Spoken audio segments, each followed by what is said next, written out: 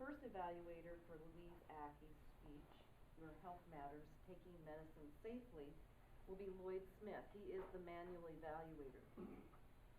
Lloyd will then bring, after he has completed his evaluation, introduce the next speaker, or the evaluator, excuse me, which is Mark Johnson. I'm going to put this lectern close to this fenced off area, so if you forget who is next and you didn't happen to bring up the agenda, you can just look on here as to who you would invite next.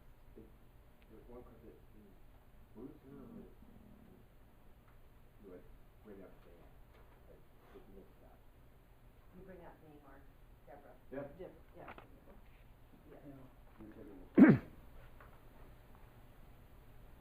Name's right after you. Right now I'm listening. I have Bruce.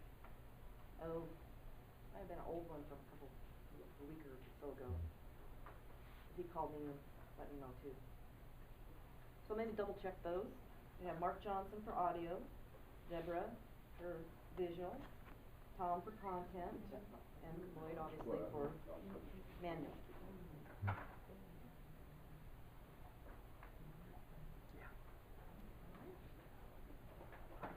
Please welcome our first manual evaluator for Louise Ackey's speech, Your Health Matters, Taking Medicine Safely, Lloyd Smith. Thank you. Louise, this was really well done. This manual, I'm not familiar with this one. It's one of the ones I haven't done, but it looks intimidating to me too. So I'm glad you're doing it and not me. This particular project, the talk show, was an interesting one because I think it's something all of us have seen a lot of, and most of us have seen very, very badly done talk shows.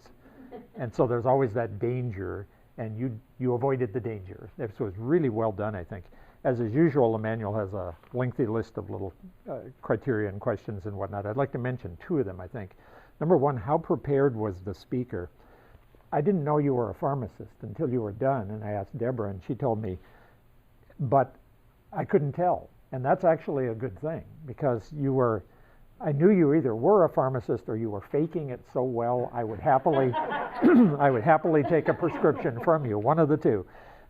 Seriously, you displayed obvious knowledge and expertise, and you did that without saying, well, I'm a pharmacist. I mean, you said it a couple times, but you didn't, and it's hard for me to explain, but you didn't exactly press the issue. You just made it clear by the way you spoke that you had expertise, and that's really the way it should be done. And you wove that really well into the second thing I want to talk about a little bit. How effectively did the speaker answer the questions? Did the speaker show enthusiasm, and then they, in a sense, repeat the same question down here? Did the speaker appear relaxed, confident, and poised?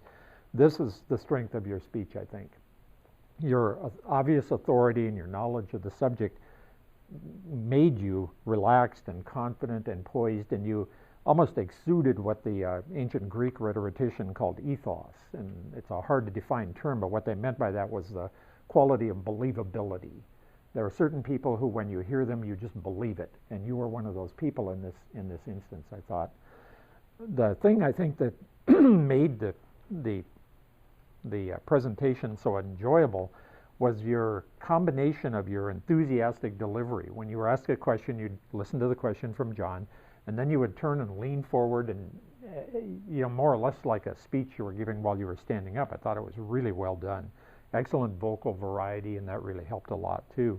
And finally, an extremely calm, authoritative manner. You had a lot of just camera presence. It'll be interesting to see the video to see how it comes off on camera, but all in all, very well done speech. Thank you very much. And now I would like to introduce our audio evaluator, Mr. Mark Johnson.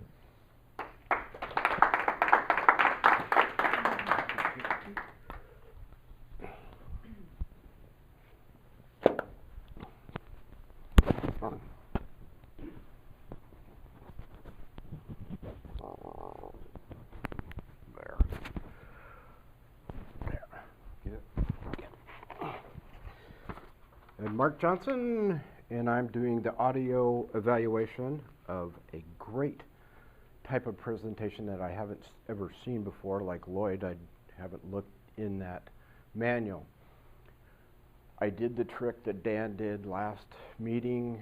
I didn't watch the performance. I stood in the back and just heard all of the audio. The audio was great because it was believable. There was lots of inflection at the right times. And towards the end, I loved the pauses because they added power and authenticity to your whole program that you were trying to make people aware of.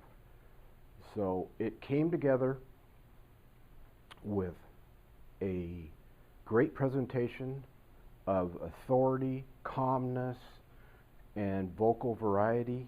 I thought it was tremendous. Thank you.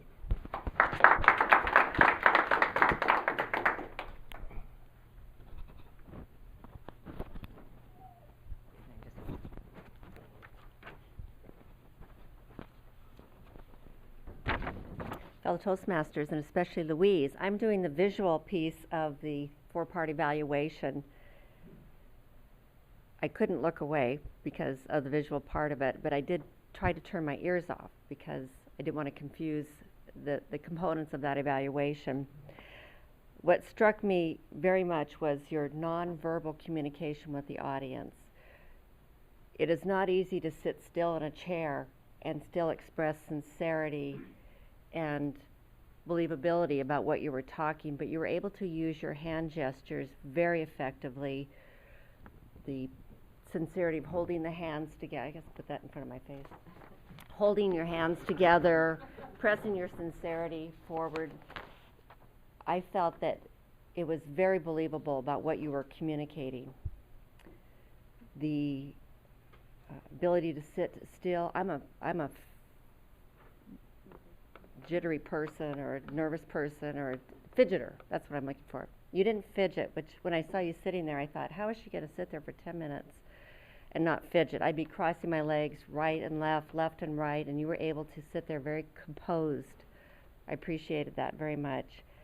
The one thing I would say, the angle of which the chair was set up was a little bit hard on this side of the room, and you had to actually physically turn more to include this part of the room. It was tailored more to people sitting on this side. And I think probably that just a little slight angle adjustment of the chair might have allowed a little bit more ease of communication with your entire audience. That's all I have to say. Thank you. I'll bring up Tom Durant now.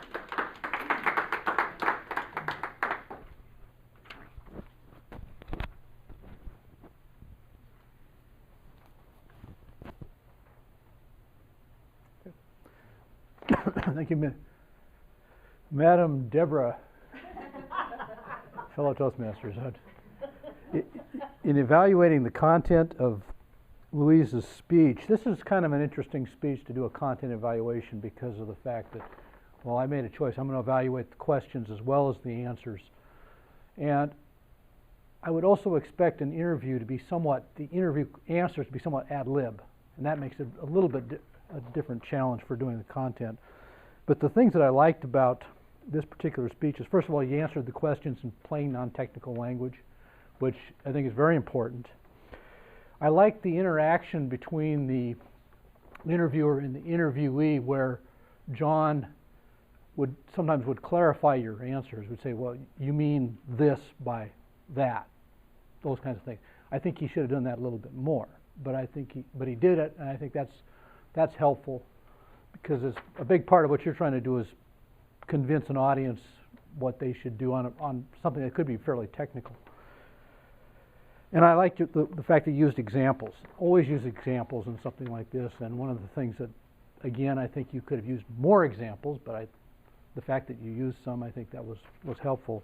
The things that I think could be improved was, I've always wanted to know the grapefruit thing. And the answer you gave was the same one that's in the printed out stuff. Well, it increases the amount of the drug in your bloodstream. You say, well, why is that bad? And I wish you could have answered that question. But that's just me. I debated whether to do that. Maybe, I would have lost you all. Okay, maybe it was too technical, and I thought that was possible. Anyway, And this may be a problem with the way the project is designed. You know, I've done some of these advanced projects. I've done where you do the contention, the controversial subject. And my problem with that, of course, is you could always answer the questions because you're just making up the answers anyway. But in this case, I expected the answers to be somewhat ad lib. You would prepare for this kind of assignment, obviously, but you wouldn't know what the questions were typically. And I got the sense a little bit that the whole thing was scripted. And maybe I was wrong about that, but I just had that sense that it seemed like, well, this was all rehearsed, and you knew what the questions were. Either you wrote the questions, you knew what the questions were, and the answer were. If I'm mistaken about that, I apologize, but that was my sense, and something to think about in the future, recognizing that in a real scenario, you probably wouldn't have prepared the project this way anyway, so maybe that's not a big issue. But overall, I think you did a very good job of answering questions that could be, could have lost us or could have been too technical, and I think you did a good job of explaining what and getting your point across. And I will bring back our Toastmaster. I haven't worn this yet. Thank you. Wonderful set of evaluators. Just a review. Bill Brakey, did I pronounce that right? Is our manual evaluator. He will be the first one coming up, giving the evaluation of the content of the manual for Jim Briggs' speech, Confessions of a Scrumper. Then Bill will introduce Carmen, the audio evaluator. Carmen will introduce Dan, the visual evaluator, and Dan will introduce Sandy, the content evaluator. Please welcome our brave guest, Bill Brakey. Thank you. You don't see me. This is not happening.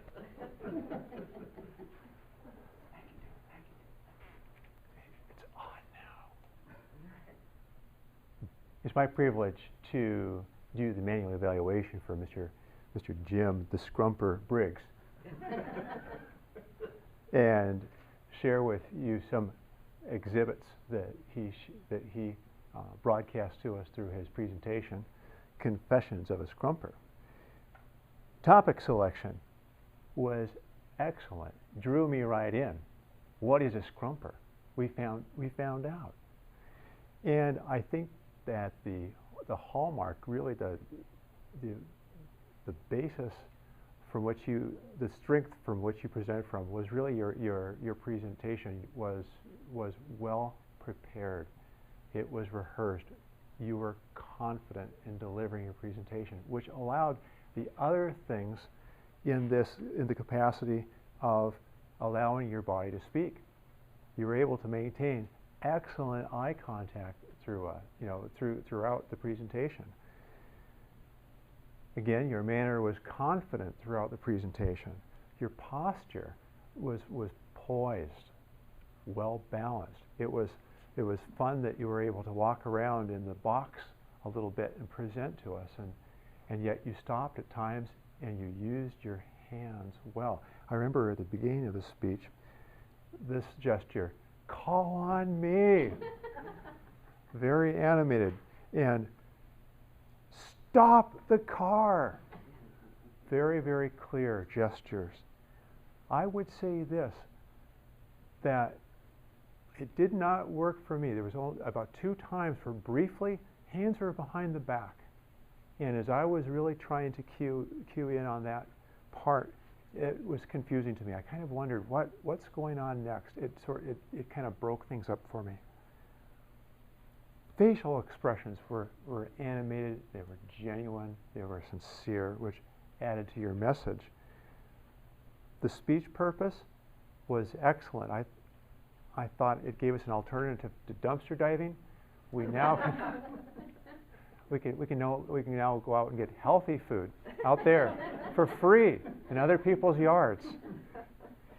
And the speech organization was such that you took us from a very fun beginning with the bag, even timely with current events, speaking to the bag as if you were Clint Eastwood speaking to an empty chair, and then bringing us all the way to the end. So, you know, no mushrooms, and how to make maple syrup. I want to be here for that speech when you tell us how to tap the other people's trees, our neighbors' trees.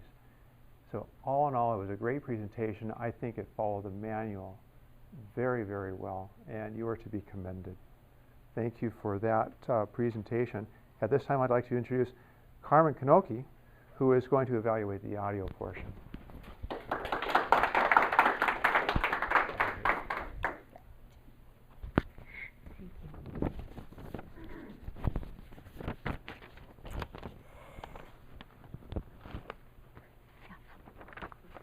Professional. Jim, I've heard this speech before, and it gets better every time. And you know why? The best thing about your speech, I think, is the audio part, the speaking, the way you speak. I'm sure everybody noticed it. Vocal variety is a phrase we use a lot. It usually means, oh, you got loud there and you got soft here. But it's a lot more than that. And you hit every single note. You use fast and slow sentences. The pacing was good. The your voice went up and down, and it was loud and soft. But it was the most important thing I think was that all of those variations matched your sentences exactly. So you went fast when it was appropriate to do so, and slow when it was appropriate to do so. So it really kept me, anyway, really interested, because you kept just sort of rolling along, and it kept building up, and that's why it was so funny.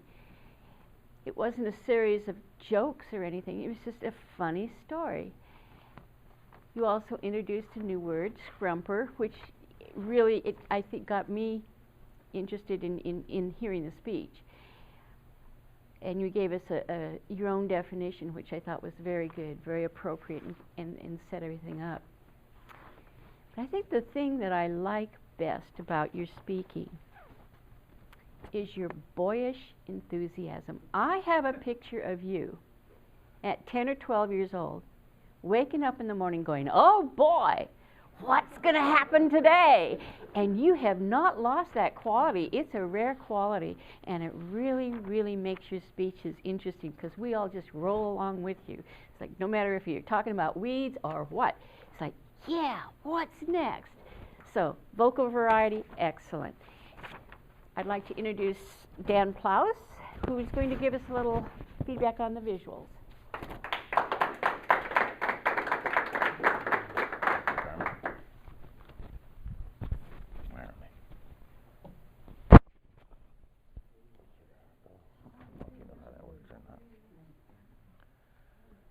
Fellow Toastmasters and Jim, I do not know how someone can stand in one place and be so active.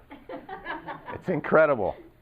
You started off up here, like Bill said, with that sack. You indicated with your hand that there was going to be something important happening with that sack. I love that.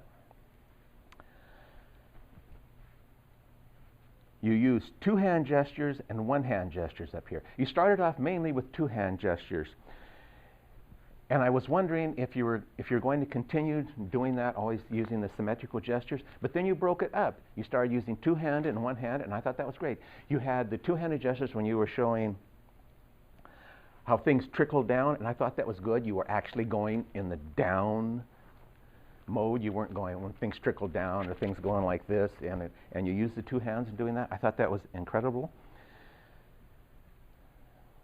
Let's see. Oh, and then when you were talking about the old people, and you were talking about going around and identifying things, then you were into one-hand gestures again, and you had a really good mix on that. And then when you were doing handed out the bulletins, then you had a mix. You were going with the bulletins like this. You were doing two-hand, but you were doing a variation of two hands. So you had You had symmetrical gestures, you had whatever that's called with one hand gestures, and you had the two hands working together gestures. I thought that was perfect. Another thing that you did here on those plants. I commented once when I saw this speech before about those plants. I want to see more of those plants. If you would have brought the plants up and let me see them just a little bit longer, I would have appreciated that. And I think that something that you probably are unaware of that you did was after you handled the plants, you went like this. You wiped your hands on your shirt. And I thought, were they poisonous? And so I'm thinking that maybe if you brought a rag with you or you didn't do that, it would be a little better for me. Especially when you're telling me that they're edible.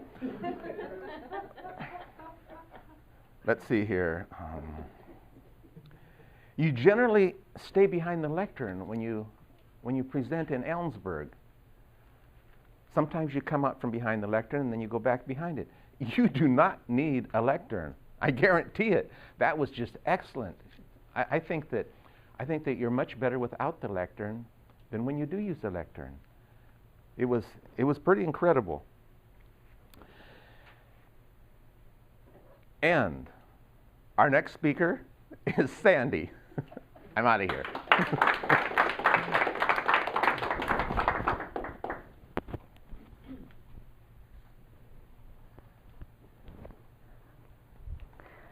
Madam Toastmaster, fellow Toastmasters, and especially Jim, this is the first time I've heard one of your speeches, and I was in awe. I love the content. I taught foods for 16 years, so that might have a little to draw me in there. The title, I wondered what it meant. I was like, I wondered if I could get my phone and see if I could find something. Your enthusiasm in the content was so outstanding. The words that you used drew us in and made us feel a part of it. And we were wondering where you were going next and what word you would use. I tried to think of a different word other than outstanding and awesome, and those are the best I can do. The humor. I especially liked hearing about those old folks, because now, if I'm sitting in one, I is one. So I could totally understand how they would feel about this young whippersnapper coming in. So the content was visual just by your wording. The last thing I'd tell you is samples would have been nice of that maple syrup. And I expect to see you in the humorous contest. So outstanding job. Please welcome up our Toastmaster.